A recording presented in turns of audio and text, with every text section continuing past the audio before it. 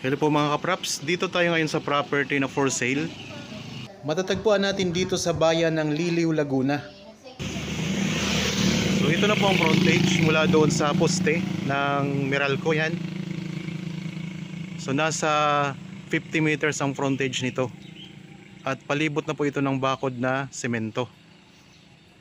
Ito po yung way papuntang town proper ng Pila.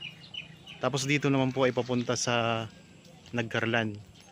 Sa harapan ng property ay meron tayong mga views na makikita, matatanaw. Ayan, ang ganda. May mountain views pa tayo. Yan po ang pinakaharap ng property mga kapraps. Bali ang kabuuang sukat ng property na i-offer ko sa inyo ngayon ay 10,176 square meters.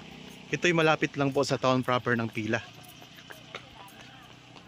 Bali ang distansya nito sa town proper ng Pila ay 6 to 7 minutes travel time. Okay, pasok na tayo mga kapraps. Meron na tayo ditong gate. Yan, ito yung harapan mga kapraps. Oh.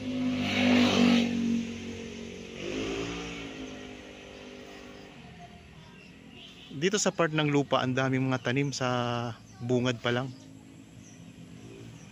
May mga tanim dito na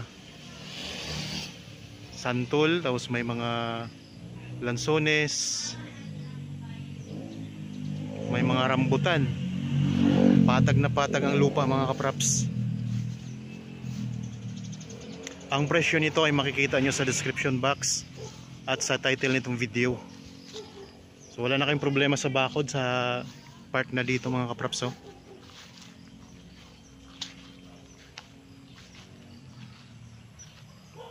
Yan, mga santol ang marami dito. Mga lansones. So, ang ganda, ang linis pati ng property mga kapraps.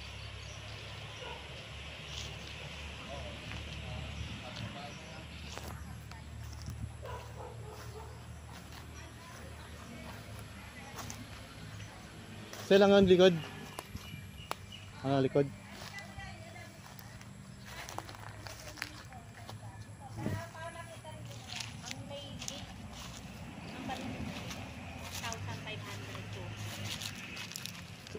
Itong area na to mga kapraps, itong may palibot na bakod ay 1,540. Yan.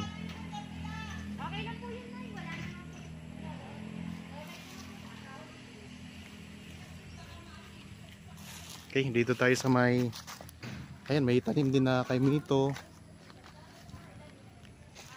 May lansones, daming lansones. Rambutan.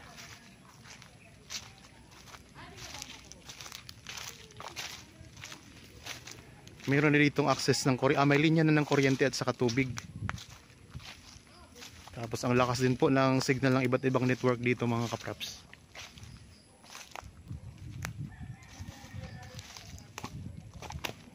Tapos mayroon ditong mga tanim na halaman. Ayan.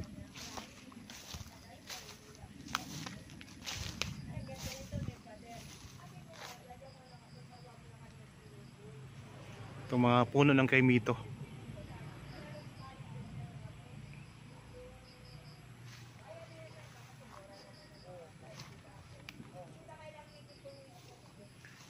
Ang buong sukat mga kapraps nito ay mahigit 1 hektarya o nasa 10,000. Mahigit ang sukat, 10,000 square meters.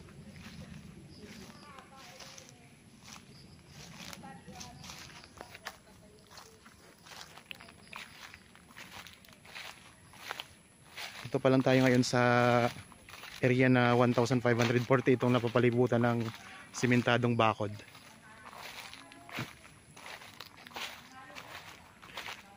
Tapos pupunta tayo doon sa iba pang part ng lupa.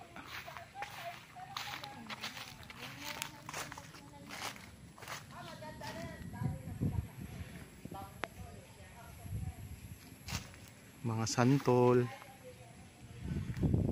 So wala na kayong problema dito sa bakod sa harapan. Sa part ng lupa na to.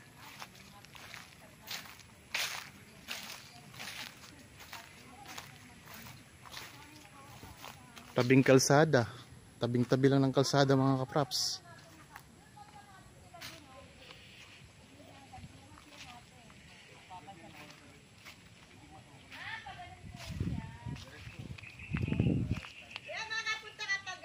Ah.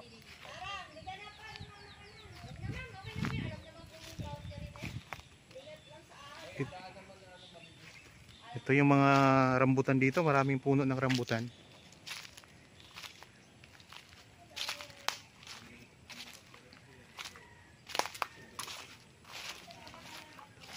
Tapos meron na kayo dito mga katabi din ng mga property mga kapraps.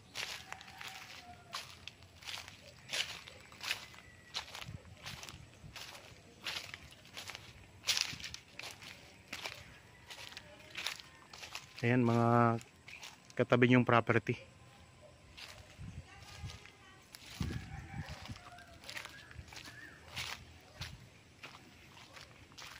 Dito sa part na ito, ang bakod naman dito mga kapraps, meron din siyang bakod.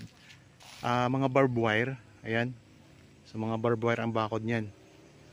Tapos talagang ang dami ditong mga lansones. Puro mga lansones po ang tanim sa loob. Doon sa bandang unahan kanina, yung pinanggalingan natin ay may mga santol din at rambutan. Dito may maraming lansones at saka mga puno ng mangga. Yan, ikutin lang po natin mga kapraps.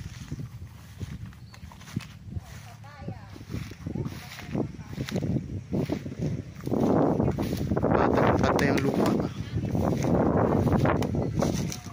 Yan, may mga puno din ng avocado.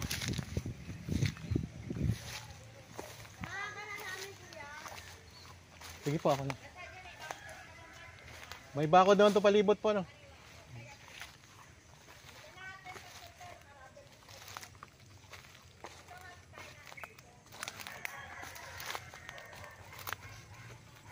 Yan, sinasamahan ba tayo ng may-ari mga kapraps pag-iikot?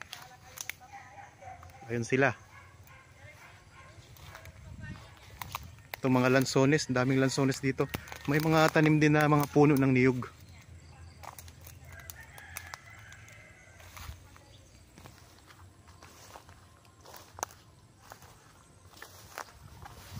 Kung sakaling interested po kayo sa property na ito, so ayan lang po ang mga contact details. Pwede nyo kaming tawagan, pwede nyo kaming i-text sa Messenger, sa Facebook o kaya meron din tayong Viber, cellphone number. Pwede rin sa WhatsApp mga kapraps. Nandito sa bandang dulo, merong tanim na kawayan.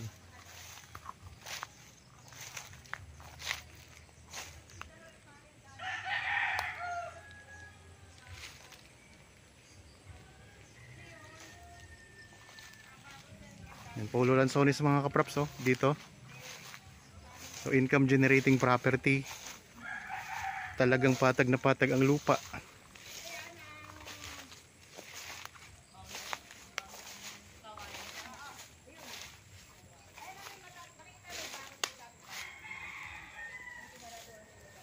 So palibot na po ito ng bakod.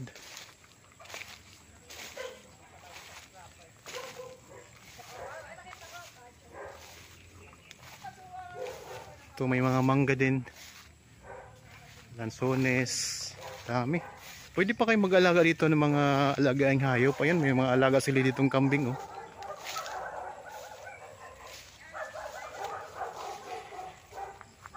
Dito na tayo ngayon sa bandang likuran ng property mga kapraps.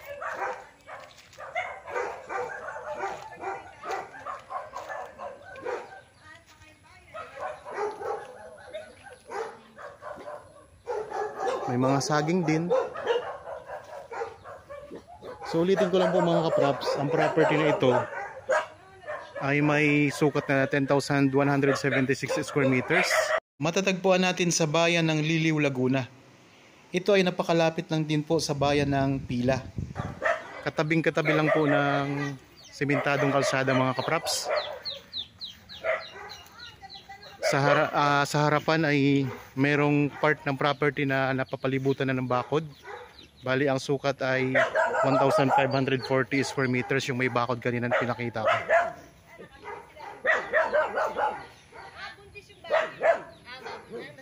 May mga ano pa, dragon fruit yan. Dragon fruit. Kaka-harvest lang namin ng... Mga gaano kadaming lansones nito? Marami yan. Dami. Kaya mo, ito, puno. Hanggang doon pa yan eh. Ito, hanggang dito yan. Doon, dami pating ano, avocado. Hindi, ilan na, ang daming avocado eh. Oo, marami. Napakadami eh. Ano nga lang yung avocado dito eh. Di kapit bahay kami na natamaan yun na bagsak. Yung nagpapa sila doon. Natamaan yung dito. Pero ang dami po. Oh, marami. Ay, namumunga na naman ano. Oo. Kaso nga lang, itong panahon Gandang natin, property eh, mga tayo kapraps. itong panahon na ito. Parang ito na po namumunga. Ay, doon sa loob doon. Anong prutas nga po ito? Ito ay makopa. Ano, may makupa Ay, din laki mga yung kapraps. makopa niyan. May bulaklak na. Oo. Saging at buko, hindi na makawalan dito. Dito tayo kuya. Dito tayo. Sundan natin si ma'am. Ito, basta ito tayo hanggang dito. Tayo yung loob niyan, itong pagitan na to, yan dalawang mo, papaganon yun eh. Yung may lambat na berde niyan. So, Yan, tinuturo po tayo mga kapraps. Sunod dun tayo. Yung avocado, oh, halos pag ano, may avocado pa. Yan, meron ding durian ano. meron. Yan, may mga puno din ng durian. Ito mga ito durian mga kapraps. Hanggang doon yan. Basta meron baboy yan. Oh, palibot na po ito ng barbed wire. Itatag bahay namin po ngayon. Hmm. Yan, mga saging, ang tuloy. So kung interested po, kontakin nyo lang kami sa mga contact details na nandyan sa inyong mga screen. Pwede kayo magpa-schedule sa amin ng actual viewing mga kapraps. Wala ng saging yan. Tayo may mga lansones din Salamat sa Diyos. dito. Tapos, dapat tayo kuya. Dito tayo. Yan. Yan, may wire na dyan. Nakabilang bakod na yung hap. Sa binasa. Basta may wire na yung sayang. Sa palibot na po yan ng ano ma'am. Oo. Pero labas na tayo dito muna kayo. Medyo takot na. Baka may ahas dito. Ano po ito dito mga tanim? Ayan, net piece yan. Net piece yan. Net. Parang kogon ano. Ano yung net here din? Hmm. Ano? Pinapakain yan sa... Kabayo? Oo, pwede nga i-ano sa mixer yan eh. Hmm. Hindi nga. Kaya halo sa pagkain ng baboy. Ito yung aming munting kubo. Yan, may kubo dito sa loob. Sa may piha, yan. Ito may mga tanim din na langka. Hindi nakawala ng buhay. Oh, dami dun lang. Ito yung pinakamalaking ano rin oh. Puno Santol. ng Bangkok. Ang bangko. Asang gado. Yun ang santol dito pala mga kapraps ay Bangkok. Yung malalaki. Oh, sama mo nga sila doon sa may likod daw din. Okay na po, Nay. Ano na lang po ni... Kasi, Ito may kubo din po. ay di na sa amin yan. Ah, hindi na yan kasama. Dito lang. Oo. Hmm. Ito yung san- Ito yung boundary ang santol mga kapraps. Tapos, hanggang doon pa sa kanila doon yung pag ano yun eh. Pa letter U. Sabi, may kubo doon sa harapan. Likod doon. Okay, pwede ka dyan. May mga gabi na tanim.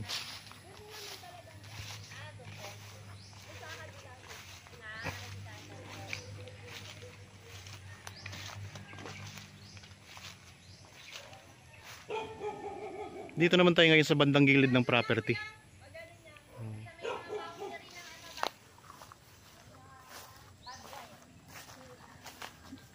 So mahigit isang hektarya lang to mga kapraps. Ito yung mga karamihang tinatanong ng mga buyers natin. Mga saging.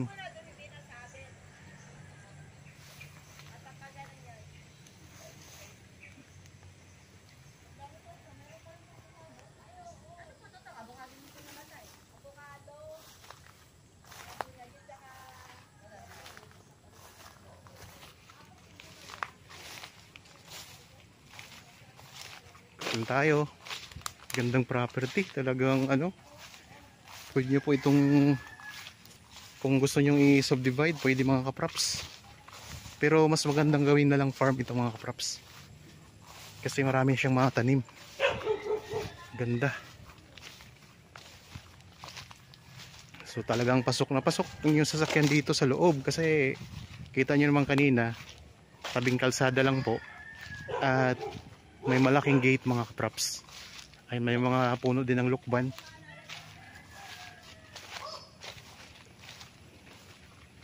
Nandito tayo sa may bandang gitna ng property naman. Dami nitong mga prutas.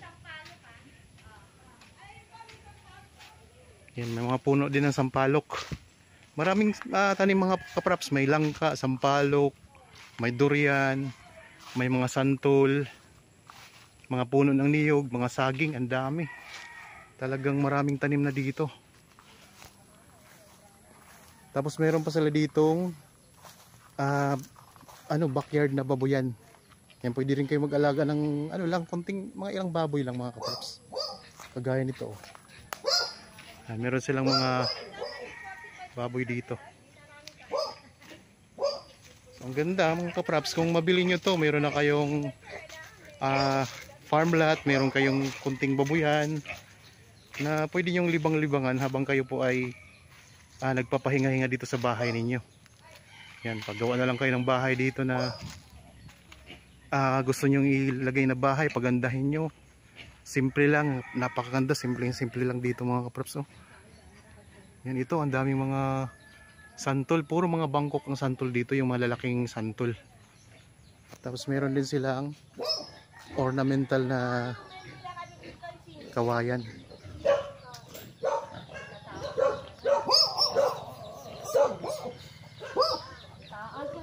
Ano nga po yan? Luya. Singiber na luya na. Singiber na luya. Sa Bisaya, yung Malalaki po yan. yung puti, yan. Puting malalaki. Yan, ang laking luya mga kapraps. May bunga na. May tanim, may ano na. May laman na. Eh di pa nga parang Ano po ito, mga native na baboy? native. Ayan, mga native na baboy mga kapraps. Yan ang masarap. Buntis. Sarap sa lechon. Discount na namin yung mga beef. Ganda rito. Yan, sampalok. May tubig na, may kuryente pa. Kompleto na, wala na kayong poproblemahin. Titira na lang kayo. May mga puno-puno na, may Lahat mga ng paghaharo. prutas nandito. Saka kagandahan. Open field doon yung palayan. Sarap Bundok ang pa. Ito ang gripo. Ay, ganda ng puso ng saging, kuya, yan o. Ayan o. Yan ang may tubig na kayo. Ito yung tubig. Meron. Ito yung ganda, kuya o. Dami na ano kasi bumili. Mahal naman ang Saging. Ito, ang dami pa namin dito yung mga pang-landscape sa garden. Yan o, mabilis tumubo ito. Baga, ito, ang dagdagan. Ganyan natin, gusto mo ba mag-uwi? ano po? Ito Laman. halaman. Hindi na po. Marami na pong halaman man. Nang nakukuha ko sa mga... Mga saging. Ito, punong ng manggayan, kuya. Yan. Very, yan, matanda ng punong yan. Ito yung boundary dito mga kapraps. Yan. Ito, malaking tulong to kasi siyempre sa bagyo ito. Para sa karagdagang detalye, pwede nyo tingnan yung ating Dahil lang kasi description box. Kasi marami tayong mga mababasa nyo yung mga karagdagang detalye nito. saan yan to? Ayan, ano nga ba? Parang chiko, no? Hindi. Namumunga din po yan. Ano yan? Jambelina yata yan? Hindi, Jambelina. Hindi ko alam kung lang ka o... Hindi, di po lang sa iba eh. No? Parang namumunga po siya. Napakagandang property. Contact details lang po namin nandyan sa inyong mga screen. Viber, cellphone number, Facebook Messenger. Meron tayong WhatsApp mga kapraps para sa mga viewers natin na nasa ibang bansa. Napakalapit lang po sa Pila, sa town proper ng Pila. Ito yung dinaanan natin kanina, yung 1,540 square meters. Kasama na po ito sa buong property. 10,176 square meters. Tarang mo agad yung ano. Dami na yung pumunta rin natin. Punta na tayo sa kalsada.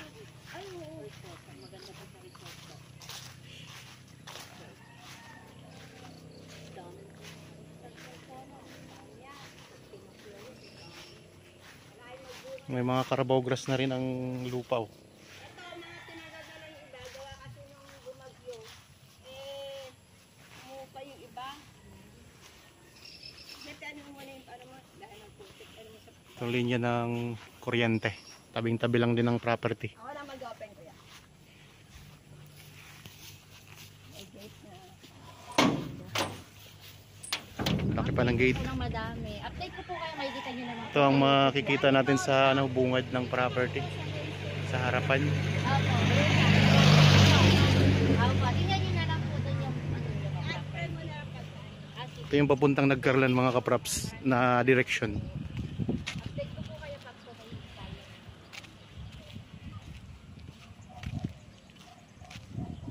So ayan ang views na makikita natin dito sa harapan ng property.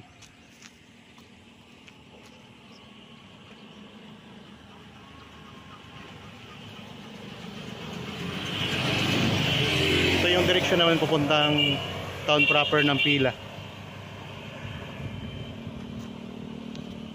So ulitin ko lang mga kapraps, ang kabuuang sukat nito ay 10,176 square meter, titulado sa bayan ng Liliw, Laguna. Meron na pong palibot na bakod. At tabing-tabi lang ng kalsada, kompleto na, may mga linya ng kuryente, tubig.